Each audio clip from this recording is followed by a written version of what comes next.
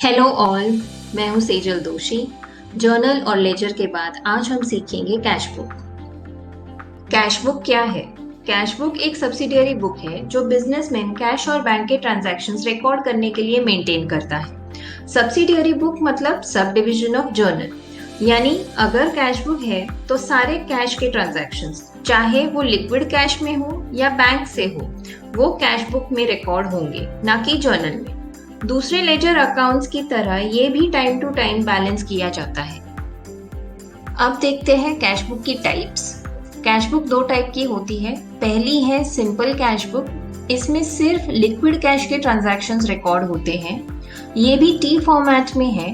Left side debit side है और right side credit side है। लेजर की तरह सेम कॉलम्स है दोनों तरफ, date, particulars, LF, amount. Extra में एक रिसीट नंबर है और वाउचर नंबर है, यानी रिसीट और वाउचर का नंबर उसमें लिखा जाता है। जब भी कैश बिजनेस में आएगा यानी रिसीट होगा तो कैश बुक डेबिट होता है, और कैश बिजनेस से बाहर जाएगा यानी पेमेंट होगा तो क्रेडिट होगा। स्मॉल स्केल बिजनेस जहाँ पे कैश ट्रांजैक्शन ज्यादा होते हैं वो सिंपल कैश बुक यूज करते हैं। दूसरा टाइप है double column cash book.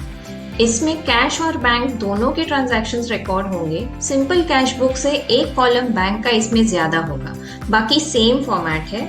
Bank अगर रिसीवर है तो डेबिट साइड पे रिकॉर्ड होता है, और गिवर होगा तो क्रेडिट साइड पे रिकॉर्ड होता है। जिस बिजनेस में कैश और बैंक दोनों के ट्रांजैक्शन ज्यादा होते हैं वो double column cash book use करते हैं। अब थोड़ी एंट्रीज देखते हैं कैश बुक में कैसे रिकॉर्ड करते हैं। फर्स्ट है 2001 April 1 started business with cash ₹30,000। इसकी अगर जर्नल एंट्री होगी तो क्या है, cash account debit 30,000 to capital account 30,000। Business में कैश आ रहा है, सो कैश बुक में डेबिट साइड पे अप्रैल 1 टू कैपिटल अकाउंट और 30,000 अमाउंट कॉलम में लिखेंगे। नरेशन लिखना है यहाँ कैश इंट्रोड्यूस्ड। ये लेजर अकाउंट की तरह है, पर कैश बुक एक सब्सिडियरी बुक है तो जर्नल की तरह नरेशन लिखना है यहाँ। नेक्स्ट है April 2 open the current account with bank and deposited ₹8,000। Business का मोस्टली बैंक में करंट अकाउंट होता है जो सेविंग्स, एफडी यानी fix deposit, recurring deposit account से अलग होता है। यहाँ कैश बैंक अकाउंट में डिपॉजिट हुआ है तो जर्नल एंट्री होती bank account debit 8,000 to cash account 8,000। यहाँ कैश बुक में कैश और बैंक दोनों रिकॉर्ड होगा। अगर नॉर्मल लेजर अकाउंट की तरह पोस्टिंग करे तो बैंक अकाउंट डेबिट हुआ है, सो डेबिट साइड पे टू कैश अकाउंट लिखेंगे और बैंक कॉलम में 8,000। और कैश अकाउंट क्रेडिट हुआ है तो क्रेडिट साइड पे by bank account and cash column में 8,000। यहाँ दोनों डेबिट और क्रेडिट इफेक्ट सेम अकाउंट या बुक में ऑपोजिट साइड्स पे हुआ है, इसलिए इसे कॉन्ट्रा एंट्री कहेंगे। तो लेजर फोलियो जो कॉलम है वहाँ पे सी लिखेंगे ताकि हमें पता चले कि ये कॉन्ट्रा एंट्री का इफेक्ट है। नरेशन लिखेंगे कैश डिपॉजिटेड दोनों के लिए। नेक्स्ट है April 8 purchase goods of ₹3,000 at 10% cash discount. Half the amount was paid by cash and remaining by check. So purchase of 3,000 less 10% is 300. So 2,700 amount है. Half cash and half check. So 1,350 each.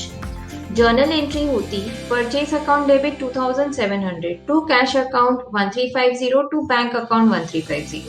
So credit side पे अप्रैल 8 by purchase account cash और bank column में 1,350 each लिखेंगे। Narration है cash purchase. Next है अप्रैल 20 received a bearer check from Vinod ₹2230। यहाँ bearer check receive हुआ है और डिपॉजिट मेंशन नहीं किया है, तो कोई भी बेरर चेक रिसीट को हम कैश की तरह रिकॉर्ड करते हैं। सो जर्नल एंट्री होती है cash account debit 2230 to Vinod's account 2230। तो कैश बुक में रिसीट साइड पे अप्रैल 20 टू विनोद्स अकाउंट 2230 और नरेशन होगा बेरर चेक रिसीट। नेक्स्ट है April 22 deposited the cheque received from Vinod into the bank. अभी 2 दिन बाद बेरर चेक को डिपॉजिट किया है तो इसकी एंट्री होगी bank account debit 2230 to cash account 2230। तो वापस एक तरफ बैंक डेबिट और दूसरी तरफ कैश क्रेडिट हुआ है, और जब ऑपोजिट इफेक्ट्स एक ही अकाउंट में रिकॉर्ड होते हैं तो उसे कॉन्ट्रा एंट्री कहते हैं। तो इसे हम डेबिट साइड पे अप्रैल 22 टू कैश अकाउंट और बैंक कॉलम में 2230 लिखेंगे, और क्रेडिट साइड पे बाय बैंक अकाउंट और कैश कॉलम में 2230 रिकॉर्ड करेंगे। दोनों तरफ नरेशन चेक डिपॉजिटेड और एलएफ में लेटर सी लिखेंगे। नेक्स्ट है अप्रैल 25 bank informed that check received from Vinod is dishonoured. मतलब विनोद की बैंक ने पेमेंट करने से मना कर दिया, यानी चेक को ऑनर नहीं किया या डिसऑनर कर दिया है। इसकी कई वजह हो सकती है, जैसे कि अकाउंट में बैलेंस नहीं है, चेक बराबर भरा नहीं है, डिटेल्स गलत भर दी है, सिग्नेचर अलग है, या विनोद ने बैंक को मना कर दिया है। कुछ भी हो सकती है वजह। हमारी बुक्स में हमने बैंक में पैसे जमा हो गए हैं वैसे रिकॉर्ड किया है, तो इसे हमें सुधारना पड़ेगा क्योंकि बैंक ने पैसे जमा किए ही नहीं है। तो हम पहले की जर्नल एंट्री देखते हैं क्या रिकॉर्ड की है हमने इस पेमेंट रिलेटेड। अप्रैल 20 को cash account debit to Vinod account 2230, फिर अप्रैल 22 को bank account debit to cash account 2230। अगर इसको कंबाइन करें तो नेट इफेक्ट है bank account debit to Vinod account 2230, cash account debit और क्रेडिट दोनों हुआ है तो वो सेटल हो गया है। रही बात बैंक अकाउंट और विनोद अकाउंट की, कंबाइन एंट्री में हमने देखा कि बैंक अकाउंट डेबिट है और विनोद अकाउंट क्रेडिट है, तो इसको हमें रिवर्स करना पड़ेगा, तो इसकी एग्जैक्टली ऑपोजिट एंट्री रिकॉर्ड करेंगे। रिवर्स एंट्री में Vinod account debit to bank account लिखेंगे। सो ये ट्रांजैक्शन में एंट्री रहेगी Vinod account debit to bank account 2230। तो क्रेडिट साइड पे बाय विनोद अकाउंट और 2230 बैंक कॉलम में चेक डिसऑनर्ड। अब पूरी कैश बुक देखते हैं। जिस फर्म के लिए बुक्स लिख रहे हैं उसका नाम ऊपर आएगा in the books of so and so company. फिर ये जो हमने 4-5 ट्रांजैक्शन किए हैं वो ऐसे दिखेंगे इन ऑल, और एंड में हमें इसको बैलेंस करना है। तो टोटल यहाँ पे डेबिट साइड का ज्यादा दिख रहा है, तो कैश कॉलम का है 32,230 और बैंक कॉलम का है 10,230। क्रेडिट साइड पे टोटल लिखेंगे, बैलेंसिंग फिगर निकालेंगे अप्रैल 30, by balance carried down cash का है 20,650 और बैंक का है 6,650। दोनों का डेबिट बैलेंस है क्योंकि डेबिट साइड टोटल ज्यादा है। अगर बैंक का क्रेडिट साइड टोटल ज्यादा होता तो हम कहते उसका क्रेडिट बैलेंस है या फिर ओवरड्राफ्ट है, यानी बैंक से हमने पैसे ओवर विड्रॉ कर लिए हैं और हमें उसे वापस देने पड़ेंगे।